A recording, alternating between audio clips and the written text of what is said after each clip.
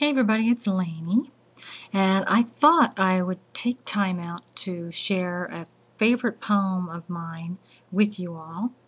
And what's interesting about this poem is actually on the back of an album cover.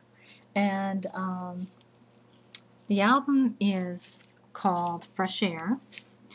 And let me tell you a little bit about the music first, and then we'll go into the poem. Back around 1980, 1981, I had walked into a stereo store called Bryn Mawr Stereo. They had a couple of them in our area at the time. And they had very nice high-end stereo equipment. And they used to show it off with this music, this incredible music. And I remember asking the sales guy, "Who is that you're playing?" And he shared with me the group was called Mannheim Steamroller. Well, since then, I've pretty much collected all of their music, and I've seen them in concert. When they had the Yellowstone National Park CD that came out, I saw them at the Mann Music Center here in Philadelphia. And this poem that I'm about to share with you is off the back of their Fresh Aire album. Look at this, albums. And on the back is a poem. And what's interesting about the poem is, and the different stanzas are song titles. So I'm not quite sure if the music was designed around the poem or if the poem was designed around the music, which would be very interesting. But what's interesting is the poem is written by Bill Fries. Now, the name may not sound familiar. However, if I tell you his, and that's his given name, but if I tell you his recording name is C.W. McCall, you probably might remember a song back in the late 70s called Convoy. Now, for anybody back in the 70s, late 70s, there was the big CB radio craze going on. Everybody had to have a CB radio in their car.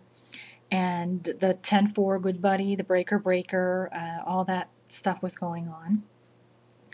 And it was a movie out called Smokey and the Bandit. And so there was a lot of interest in trucking, CB radios, things like that. And so C.W. McCall had this hit called Convoy. And people didn't realize that his given name was Bill Fries. And Bill Fries wrote this poem and has this long-time friendship with Chip Davis, who's the composer for Mannheim Steamroller. And I did a little research because at the time when I had gotten this album, I had no idea who he was, but I thought I wanted to be able to share the poem along and see if it was online, because the only place I had seen it was on the back of this album. Well, I found it, and what I thought I'd do is read from the website because, first of all, the lettering is much larger for my eyes, and just kind of share with you the poem. And what's interesting on the website is at the top is a picture of Bill Fries called Tales of the Four-Wheel Cowboy, and has the Fresh Aire liner poetry by Bill Fries. And oops, sorry, my my kung fu movie's going in the background here on YouTube. Let me stop that. Whoops. Okay. Anyways, going back, here we have the poem here, and it's actually called I Am a Raindrop. So here goes. I am a raindrop, and I fell crystallized one gray winter morning in the yesterday of your life. It was cold, so very cold, but the year was new and you had plans and dreams of warm places. You drew their pictures in the frost, and I froze them in your memory. It was January such a long time ago. And I glistened at the tip of an icicle as you climbed the hill with your sled, and when you raced down the long icy path, I stung your nose with tiny needles of snow. And dripped from your overshoes when you stood in a door that evening. It was February, and you were cold and tired and hungry. and you looked through me one afternoon as I ran slowly down your window pane. The winds were high and your newspaper kite was ready, but the sun was gone and I was there, making you wait till tomorrow. It was March and you were impatient. And I followed the two of you into the woods one gray-green day, but when I touched her face you ran to hide from me. I watched from a leaf as you kissed her gently, and she kissed you back. It was April and you were in love for the first time. And I mixed with your tears as you said goodbye to your father, and when the prayer had been said and his song had been sung, I tried to tell you that crying is good, for how can one know happiness until one has felt sorrow? It was May and the flowers were coming up again.